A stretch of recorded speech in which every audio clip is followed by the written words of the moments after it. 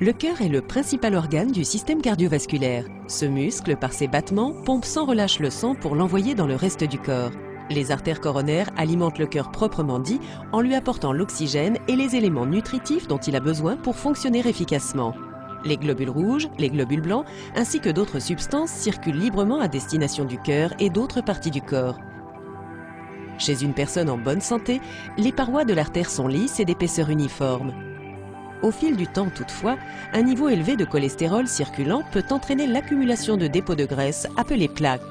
Au fur et à mesure qu'elle se dépose, une plaque peut durcir et entraîner un rétrécissement de l'artère ainsi qu'une diminution de sa souplesse, un état pathologique dénommé athérosclérose. Cet état pathologique est dénommé maladie coronarienne ou CAD dès lors que l'athérosclérose se développe dans les artères coronaires.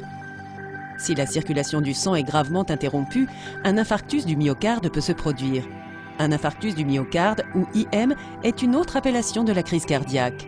Si l'obstruction d'une artère coronaire est supérieure à 90%, le risque de crise cardiaque augmente. Le risque a toutes les chances de se concrétiser lorsqu'une plaque obstrue totalement une artère coronaire.